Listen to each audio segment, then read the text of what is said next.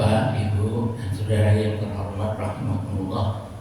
Assalamualaikum warahmatullahi wabarakatuh. Waalaikumsalam warahmatullahi wabarakatuh. Alhamdulillahirabbil alamin.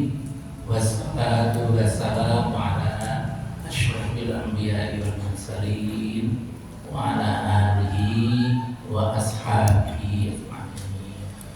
Asyhadu an la ilaha illallah wa asyhadu anna Muhammadar Rasulullah. Bapak Ibu sekalian rahimahullah, kita bersyukur sehat Ibu. Alhamdulillah. Kalau sehat itu bisa gembira, bisa tersenyum dulu lah, tersenyum, terus tersenyum pun ibu-ibu, tertawa, gitu kan. Kalau itu menandakan gembira. Kalau hati gembira, itu semangat kita akan bisa muncul. Kalau semangat muncul, kalau bekerja menjadi maksimal.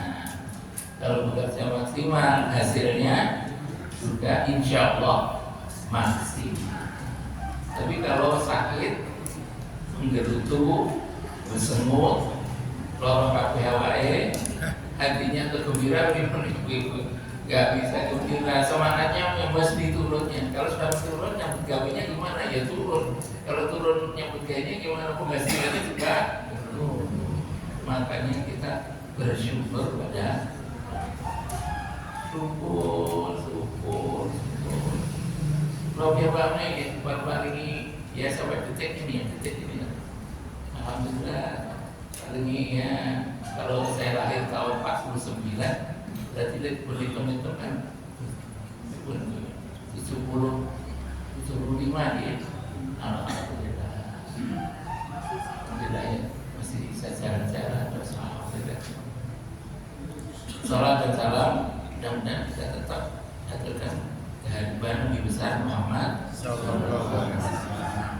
Beliau itu menjadi penuntut kita, menjadi contoh keteladannya, dan akhirnya nanti insya Allah kita tetap bertujuan dan bersiaran, mudah-mudahan jadi syafaat kita nanti di hari kiamat. Amin. Pagi ini Bapak Ibu, saya mau di dari Ustaz Awan itu saya mencoba untuk ini karena tahun baru ini banyak ekonominya, jadi melihat perspektifnya itu. Akhirnya saya milih satu perspektif dan saya satu titik pandang. Itu begini topiknya, tahun hijrah, perspektif sejarah dan pengaruhnya. Nah ini makanya pengaruhnya belum singgung.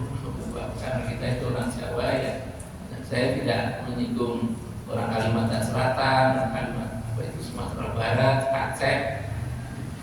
Saya nggak menguasai suku-suku itu, walaupun ada pengetahuan ya, di rumah itu ada literatur, tapi nggak menghayati lah menjadi suku-suku itu. Tapi yang saya hayati suku Jawa. Mungkin nanti pengaruhnya orang Jawa itu macam apa? Terutama di Yogyakarta. Jadi konsentrasi ini Bapak Ibu, ini tahun hijrah. Saya tidak membahas hijrahnya, tapi besar sekali persoalan yang besar, persoalan yang melebar kalau bicara hijrah. Hanya tahunnya. Sekarang ini ada usaha untuk ada penyatuan kalender Islam di seluruh dunia itu. Kalender ini itu biar sedikit ikhtilaf atau perbedaan pendapat itu bisa diperkecil gitu kira-kira. Ya nggak apa-apa, pelan-pelan. Oh yang namanya hidup itu kan bertahap kan Bapak Ibu. Gitu dari detik kan. Nah itu pelan, nggak bisa terus target-targetan itu nanti melelahkan. Tapi insya Allah kalau niatnya prinsipnya teguh, itu insya Allah. Ini ya Bapak Ibu, ini waktunya saat tadi hanya sampai jam 7. Ini saya akan sejarahnya dulu supaya teratur apa yang saya komentar.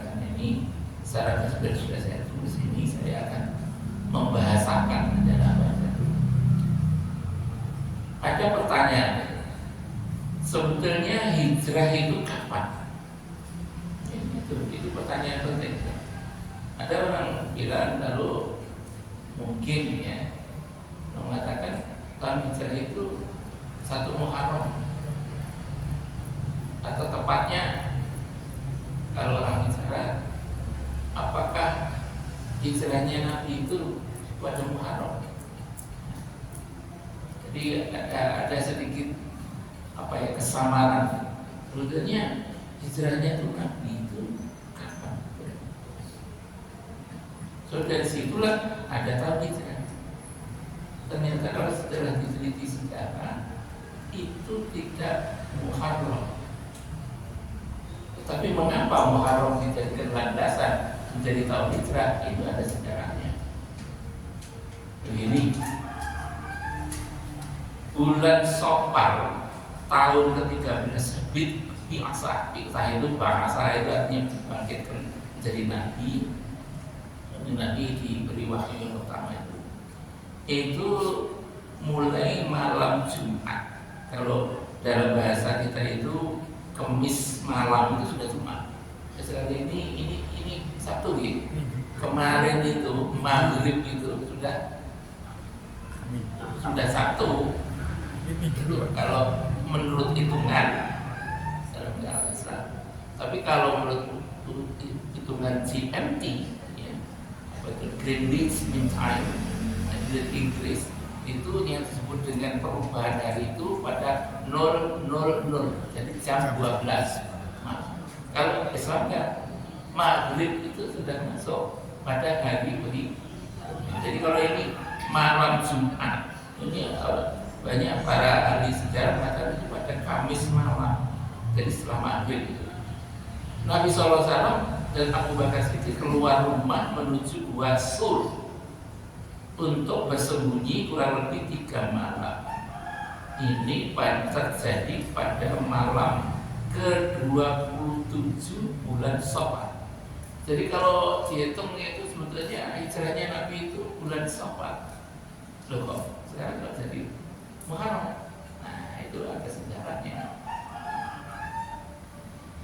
Pada hari Senin, ini Ahad malam, tanggal 1 Rabiul Awal, dan 3 hari kemudian ke tanggal 27 Safar, jadi 3 hari kemudian itu. Karena perjalanan itu kan, perjalanan dari rumah ke Gua Sur. Nah kemudian dari Gua Sur ini keluarnya dari Gua Sur ini, ya lihat apa itu namanya, hari Senin. Jadi Jumat, Sabtu, Ahad. Seninnya itu mulai berangkat dari Gua Sur menuju ke Yasrib. Yasrib itu nama asli dari Madinah. Sebelum nama Madinah disebut dengan Yasrib. Sa'ri, Yasrib.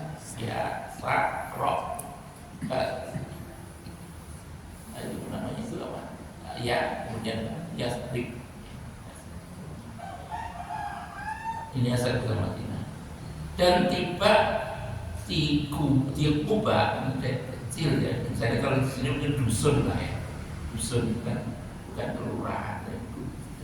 Kuba pada hari Senin 8 Rabiul Awal. Dari perjalanannya berapa hari? Karena 1, 2, 3, 4, 5, 6, 7, berapa? 8 hari. Mulai dari Gua Sur sampai ke Kuba. Perjalanan kalau berapa? Saya dibantu. Kalau tidak salah, Mekah Madinah itu 450 km. Dan itu pada pasir. 450 km itu kira-kira Jogja Pasuruan. Jadi kalau kita Jogja ke Surabaya itu lebih 350 km. Kemudian Surabaya ke pesisir utara itu ke Pasuruan, agak ke timur sedikit itu 100 kilo. Nah itu. Jadi kalau 450 kurang lebih ya dalam waktu 8 hari. Jadi setiap hari berapa? 50 km. saja. Dan waktunya waktu itu kan tidak siang beliau itu. Banyak jalannya itu malam. Karena untuk menghindari pengejaran dari pemuda-pemuda dan orang-orang Mekah, Quraisy buat siksa. Saya mau lihat di peta nih, peta jalannya Rasulullah itu dari Mekah misalnya di Madinah dan lurus, biasanya lurus itu. Ini dibuat begini, seperti apa namanya, zigzag itu. Supaya apa? Supaya orang itu kehilangan batas gitu. Jadi setiap hari itu karena sekali lagi ya 50 km malam hari itu dengan Abu Bakar. Nah ini tanggal 8 Rabiul Awal ya. Nabi SAW baru masuk kota Yathrib yang sungguhnya itu kotanya itu pada tanggal 12 Rabiul Awal atau 24 September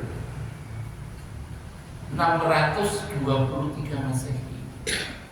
Ada yang mengatakan sebagian ada sedikit ikhtilaf atau perbedaan tanggal. Ada yang mengatakan 27 September tahun 622 Masehi. Tidak usah kita perdebatkan lah ini mengenai perbedaan penentuan Masehiyah ini. Karena berbeda kalender. Kalau kita itu ngitungnya itu kalender Hijriah itu dengan komariah bulan ya, putaran bulan. Sedangkan Masihiyah atau Miladiyah itu tanggal-tanggal yang berjalan itu adalah matahari, putaran matahari. Beda. Sangat mungkin itu sebabkan itu lalu penentuan tanggal ini berbeda semacam ini karena Miladiyah. Kemudian, nah ini yang penting nih, kok bisa loh? Dulunya mulainya bulan Syawal, kemudian tanggal 1 Rabiul Awal, tanggal 1 itu baru berangkat dari Saudi. Kok bisa menjadi Muharram itu bagaimana ceritanya itu? Nah ini begini, Khalifah Umar bin Khattab yang memerintah tahun 13 sampai 23 Hijrah. Beliau itu memerintah 10 tahun nih, Khalifah Umar bin Khattab. Atau kalau Masehi tahun 634 sampai 643 Masehi. Yakni ketika memerintah pada tahun ke-17 Hijrah. Jadi beliau menjabat menjadi khalifah 4 tahun kemudian. Jadi kalau diangkat jadi khalifah tahun 13 Hijrah, baru 4 tahun kemudian tahun ke-17 atau tahun 638 Masehi. Ini ada usul ketika Umar bin Khattab itu kirim surat ke Abu Musa al-Asy'ari. Abu Musa al-Asy'ari itu ada mengatakan sebagai ini adalah pejabat penting zamannya Umar bin Khattab itu di wilayah Syam dan Syria. Lalu ada kritik dari Abu Musa. Kritiknya pada Umar itu, bagaimana surat Anda itu kok tidak pernah ada tanggalnya? Kalau kayak surat ada tanggalnya piye? Nah, kritik itu masuk pikiran Umar. Karena Umar itu orang kritis nih. Orang menerima usul, setelah usul terus dipikir gimana ya diatasi, dipecahkan. Jadi tidak ada informasi dianggap biasa gitu. Nah, dihargai. Nah, terus akhirnya apa? Dikumpulkanlah para sahabat. Lalu bertanya pada mereka, gimana ini? Ini ada kritik dari Abu Musa Al-Asy'ari ini tentang tanggal tahun. Nah, terus mulailah sekarang kita usul namanya dulu, nama dari kapan tahun ini untuk penanggalan yang biasa dulu tahunnya dulu ya tahun biasanya tahun kenabian kita ulang 1, 2, 3 dan ini enggak itu kalendernya itu orang Kristen itu dannya itu. Lalu ada usul begini, yuk bagaimana kalau nama dari kalender Islam yang kita temukan itu dari mulai turunnya wahyu atau tugas kerisalahan. Dan usul. Oke, ini sama mana? Saya apa usulnya? Bu, kita mulai wafatnya Nabi Sallallahu Alaihi Wasallam. Itu kan saat-saat yang bersejarah itu. Oh ya, baik. Nah, apalagi siapa? Saya. Oh jangan itu, apalagi memperingati lahir. Kalau lahir sama dengan orang Kristen, tidak usah. Oh ini yang penting itu hijrahnya Nabi. Nah, itu harus dipikir-pikir oleh umat. Oh, itu rasanya benar juga ini yang terakhir ini hijrahnya. Tapi Umar bin Khattab mempunyai pandangan begini, hijrah yang dimaksud adalah meninggalkan yang hak menuju ke meninggalkan yang batil, terbalikkan untuk menuju ke hak. Batilnya itu ketika waktu di Mekah karena belum mau Islam, menuju Madinah yang menjadi orang-orang itu setuju itu kalau itu yang penting kan? Karena itu nama kita boleh kalau itu pengertian itu menurut Umar bin Khattab. Jadi bukan perjalanannya itu yang diperingati, tetapi makna dari perjalanan itu meninggalkan dari yang batil menuju kepada hak. Kemudian setelah itu gimana? Sekarang kita tentukan tadi kalau nama tahunnya begitu. Dan sekarang bulannya apa? Nah ini bulannya apa? Ayo gimana sekarang? Usul deh, apa? Sekarang usul. Nah ini sudah tulis benar ini. Yuk kalau nama bulannya itu ditentukan oleh bulan kedatangan Nabi SAW ke Yasrib, yakni tanggal atau bulan Rabiul Awal. Rasulullah kan masuk di Yasrib dalam bulan Rabiul Awal. Kita mulai itu aja. Jadi tahun hijrah mulainya Rabiul Awal. Nah, siapa mana? Sebelum disebutnya. Ya ini selesainya bulan ibadah haji yang sangat ramai. Ini kan bulan haji itu kalau di Mekah itu ramai sekali. Bar itu sepi. Bukan semacam lain kalau sekarang. Kalau sekarang ini bulan bulan haji ramai. Kalau bulan setelah haji tetap ramai karena umroh gitu. Waktu itu belum. Walaupun nama umroh itu juga artinya meramaikan supaya sepinya ibadah haji setelah haji itu tidak terus sepi, terus ada umroh supaya terus ramai. Kan gitu kan. Dua usul ini yang utama yang dibikin oleh umat. Ini yang mana yang oh ya ini ada setelah haji itu bulan apa? Muharram. Jadi Dzulqa'dah, Dzulhijjah, Muharram itu. Nah itulah yang disetujui oleh umat Islam. Itulah sebabnya lalu tahun hijrah itu dimulai bulan Muharram. Sebetulnya kalau melihat sejarah mulainya hijrah betulan menurut sejarah itu bulan Rabiul Awal. Gitu. Makanya ini dengan penjelasan ini sudah makin jelas ya Bapak Ibu. Oke, nah kapan mulainya hijrah? Mulai Rabiul Awal. Tapi penetapan tahun hijrah itu adalah bulan. Nah, sudah sampai di situ. Nah sekarang yang penting ini mulai mengaruh kepada kita suro dulu. Suro itu dari kata Yahudi Arab namanya Ashura, artinya hari ke-10.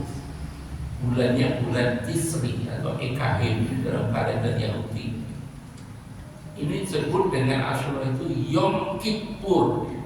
Yom itu yaum dalam bahasa Arabnya.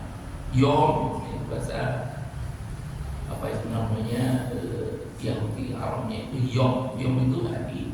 Kippur itu perdamaian.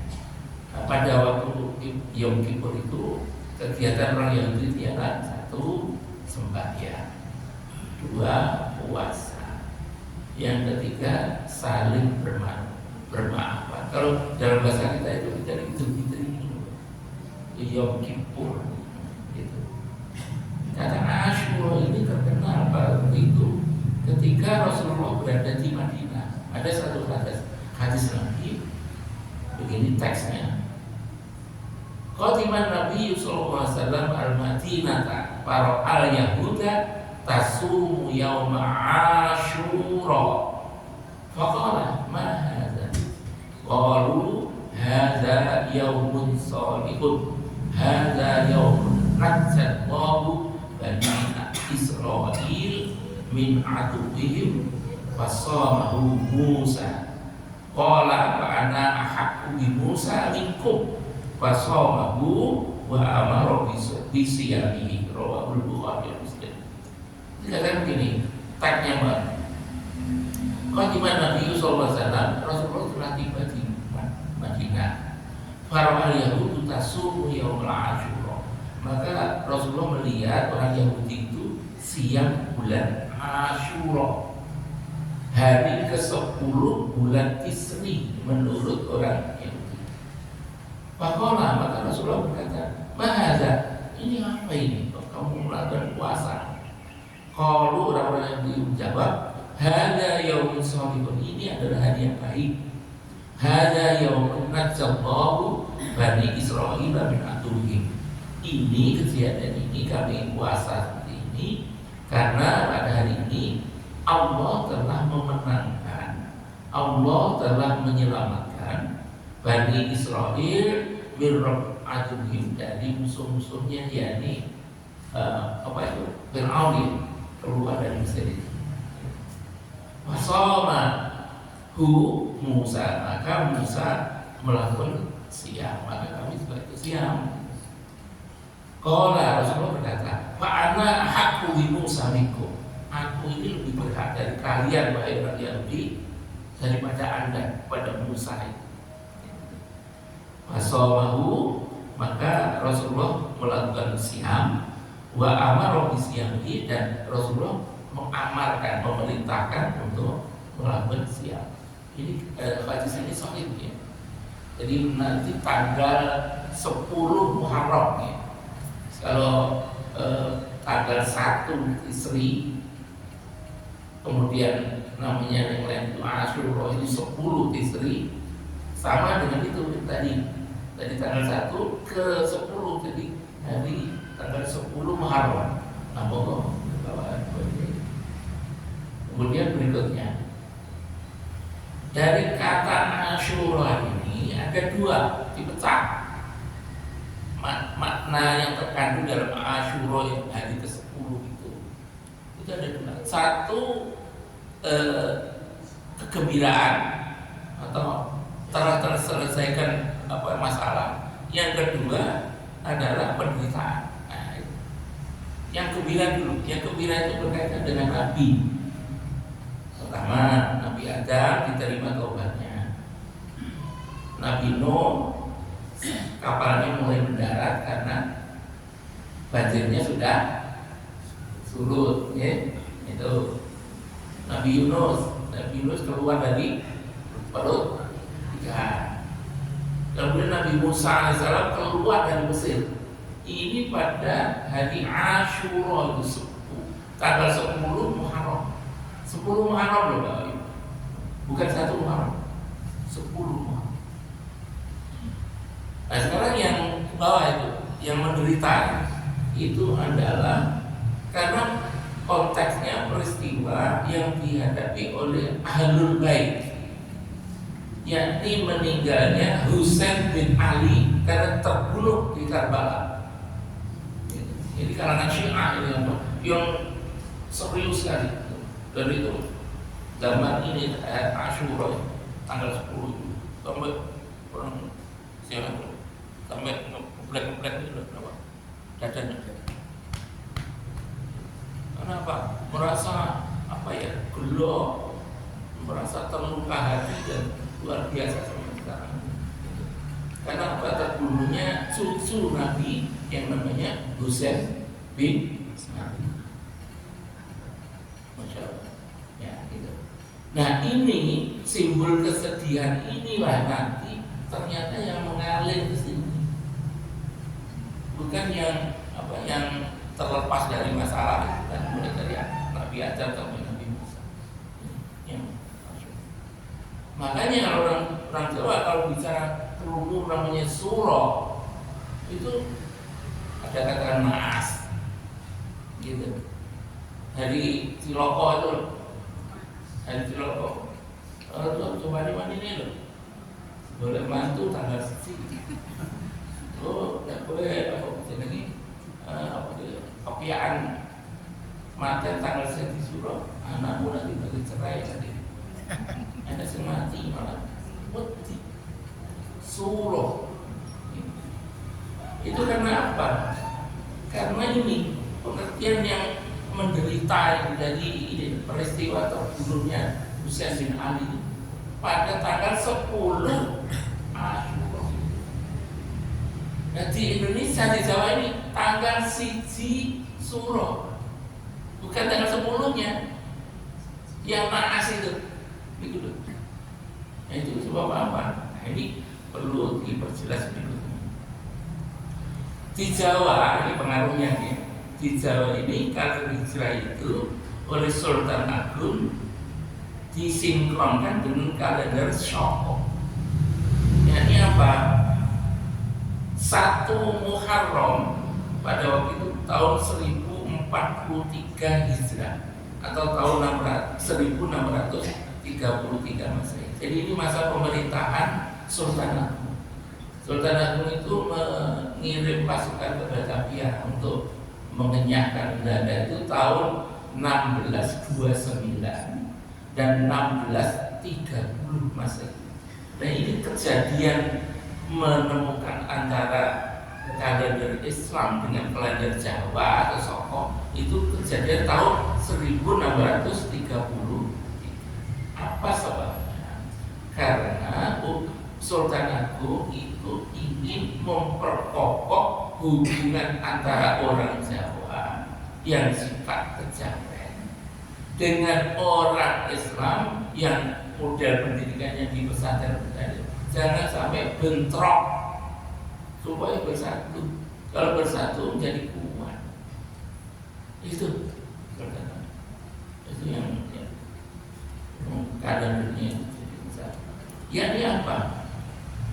1 Suro tahun Alif tahun Soko 1555 disinkronkan dengan tanggal 1 Muharram pada hari Jumat Legi atau Supromatis. Itu ada hari Jumat Legi tanggal 1 Suro. Lalu disinkronkan itu dengan 1 Muharram dalam bahasa 1 Muharram bukan 10 Muharram, 1 Muharram. Nah 1 Muharram itu lalu oleh Sultan Agung dilakukan ini. 1, dilarang keluar rumah atau bepergian.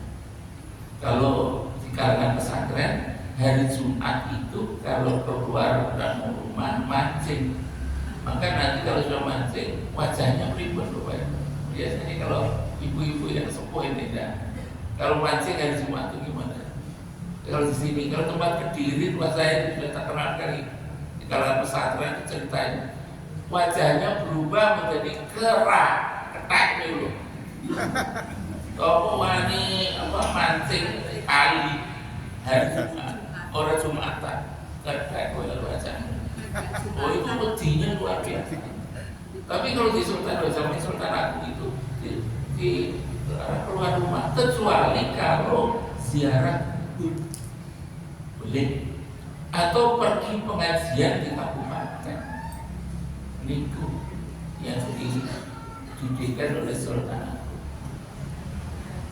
Kejadiannya tanggal 1 Suro Jumat Legi. Nah itu dia. Nah ini kalau di Jawa Tengah dan Jawa Barat itu dilakukan Paseban Agung. Kalau Paseban Agungnya dipelihara tadi tanggal 1 Suro Jumat Legi. Kalau di Jawa Tengah dan Jawa Barat itu diganti harinya itu, yakni Selasa Kliwon dengan Jumat Kliwon. Jawa Tengah, dulunya. Nah, Jawa Barat Selasa Kliwon dan Jumat Kliwon itu digeser. Paseban itu laporan dari pejabat bawahan ke raja. Sowan itu loh, Paseban itu ditekankan pada hari Selasa Kliwon atau Jumat Kliwon itu kalau di Jawa Tengah dan Jawa Barat. Tapi kalau untuk Sultan Agung tidak, Jumat Legi. Nah ini kemudian bagaimana? Kemudian sekarang geser ke Hamengkubuwono. Jogja itu yang mendirikan adalah Hamengkubuwono I atau Mangkubumi dulunya. Sebelum jadi raja namanya Mangkubumi. Karena sekarang ini putrinya Hamengkubuwono itu katanya dinobatkan putra mahkota itu juga walaupun putrinya disebut Mangkubumi. Itu cara atau kait terlepas dari pertikaian internal mereka itu masih muri-muri Jumat Kliwon dan Selasa Kliwon. Jadi zaman Sultan Agung Jumat Legi digeser penghormatannya menjadi Jumat Kliwon dan Selasa Kliwon. Untuk itu apa? Lalu dipakailah oleh Hamengkubuwono I. Itu adalah pertama untuk tradisi apa itu musafir itu namanya jamasan. Jamasan menuruti keris terus apa pucuknya tombak, pucuknya apa namanya panah begitu. Itu silakan melakukan pada hari Jumat Kliwon atau Selasa Kliwon pada awal bulan. Jadi kalau ini bulan Muharram ini Selasa Kliwon dulu atau Jumat Kliwon dulu? Mau kemudian Kliwon Selasa Kliwon. Nah ini sebetulnya ini hari ini keraton melakukan jamasan keraton. Nah itu sebetulnya tidak seperti itu. Hamengkubuwono nggak bisa. Kalau tidak Selasa Kliwon atau Jumat Kliwon. Tapi setelah itu bolehlah besok pagi misalnya itu baru yang lain rakyat. Kenapa itu dilakukan? Karena HB1 itu ahli strategi perang. Beliau itu dianggap oleh pemerintah Belanda sebagai pemberontak. Kawannya itu lalu apa itu yang Mangkunegoro I di Jogja di Solo itu namanya Pangeran Sambernyowo. Sulitnya untuk cakol itu dan membunuh Belanda sampai tobat itu lalu diangkat jadi Mangkunegoro I. Yang satunya Mangkubumi itu diberi apa namanya di daerah wilayah Yogyakarta. Beliau itu adalah ahli perang. Makanya apa? Rakyat itu ini supaya siap selalu perang, maka senjata-senjatanya jangan sampai karaten. Engko kalau perang kerisnya ditarik cepot apa namanya? Gagangnya itu. Supaya nggak kejadian begitu. Tiap tahun dilakukan jamasan. Dan mulai ini itu tanggal apa? Itu tanggal Pasebannya itu tanggal 1 Suro. Soalnya, nah itu omong-omongkan kepada bupati-bupati ini. Kemudian yang kedua, mandi 7 air sungai. Apa itu? Kali Oyo. Oyo mulai dari Klaten. Wah, nanti pecah terus ketemu dengan Kali Opa. Makanya Oyo Opa. Wah, yang ketiga Gajah Wong. Ini kamu ini saya cara mau itu tarik keraton. Terus Sobe. Sobe itu dari langsung rapi. Ada kalau diulut itu sampai 4 dan Opa Gajah Wong. Terus Tepus. Itu di lereng Gunung Merapi. Tepus itu nanti ada kaitannya dengan apa namanya Kali Bedok. Nah maka di sini Kali Tepus, Kali Bedok, juga ada pecahnya juga Kali Kuning. Bedok atau Kuning sama. Kemudian Kali Progo. Jadi itu maksud HB1 itu supaya rakyatnya itu menjelajah apa itu namanya melankoli. Jajah desa melankoli itu maksudnya kowe mulai saka Kali Oyo sana sampai Kali Progo. Ini loh wilayah Jogja yang harus kita pertahankan. Akhirnya diperkecil. Artinya apa? Kowe ora usah kali air sungai tapi sumur wae. Ganti. Sumur itu tonggo hormat atau kita tahu macam satu gratis karena sulitnya sebetulnya begitu. Supaya rakyat ini ngerti lah ini wilayahnya Jogja itu mana yang mulai Kali Oyo sampai Kali Progo itu aja tidak ngerti. Pusaka Indonesia wilayah pemerintahannya juga diketahui. Terakhir Mubeng Beteng. Itu membuat mau jalur gitu. Mau jalur lagi. Apa sebabnya Mubeng Beteng itu? Di sini sebutkan Mubeng Beteng itu berjalan diam dengan mengusung pusaka. Berarti itu namanya itu bapak. Itu sebutnya Panji. Panji itu apa namanya? Bendera.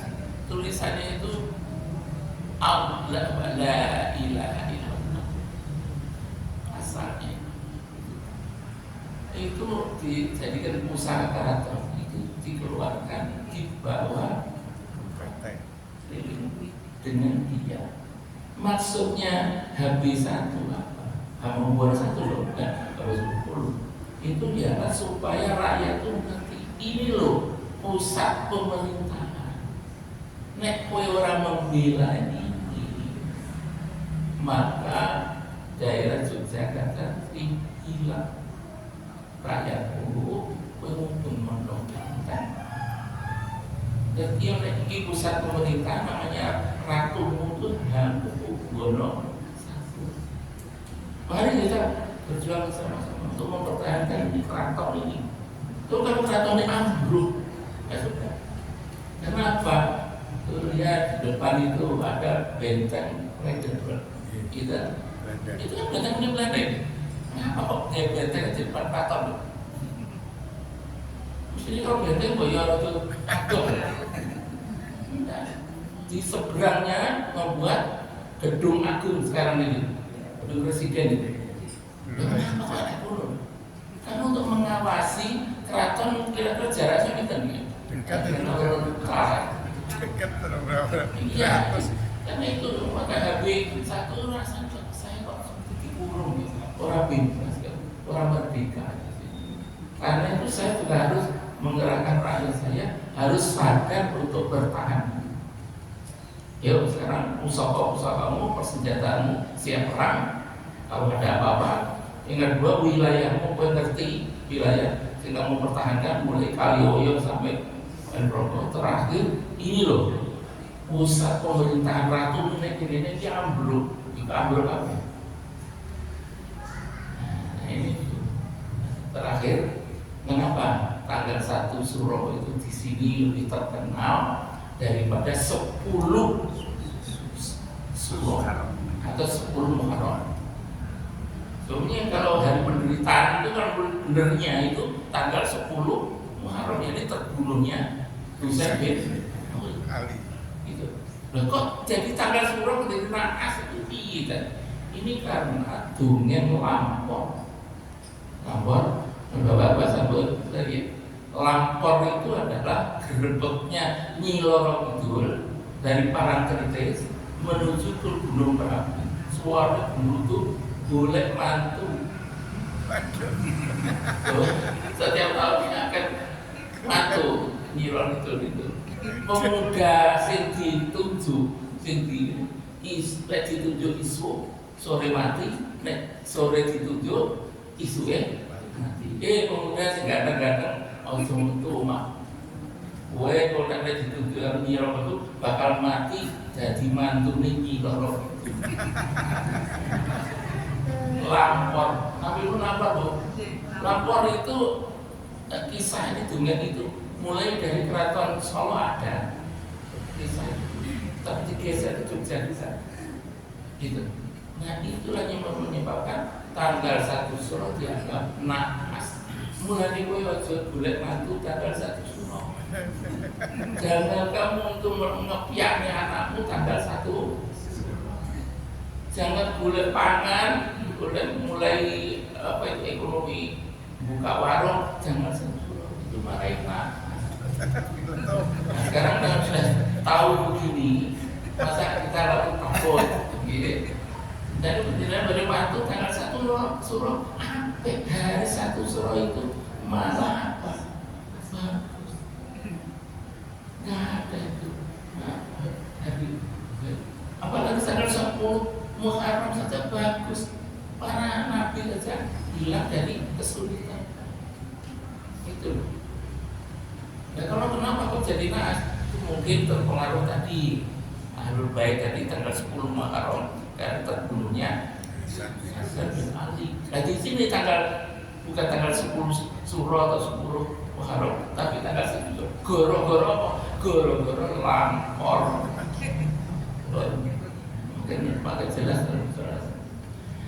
Oke Bapak Ibu, nanti bahwa hanya sampai jus. Ibu, kita bukan ya, bukan kok nyala sih masih percaya. Monggolah, ya dipikir ulang saja, enggak sakit nyala-nyalakin enggak. Duduk perkaranya seperti kepentingan pihak yang memutuskan. Kalau kepentingan nalar, labas, sektif, dan itu ada dasarnya. Mengapa tidak hal-hal yang seperti itu mulai sedikit-sedikitlah dihindari. Yang agamanya selalu itu agama yang mudah, agama yang tidak memberat-beratkan, ancam-mengancam, dan takut-takutan, enggak. Agama yang selalu agama yang rahmatan lil alamin, orang merasa terlindung, merasa sejahtera, merasa aman, dan seterusnya. Jika ada mungkin berdaya dari akhirul kalam billahi wal hidayah. Assalamualaikum warahmatullahi wabarakatuh. Waalaikumsalam warahmatullahi wabarakatuh. Terima kasih kami ucapkan pada Ustadz Dr. Haji Muhammad Damani Zain MA yang telah menyampaikan tausiah pada kesempatan pagi hari ini. Semoga dengan apa yang tadi disampaikan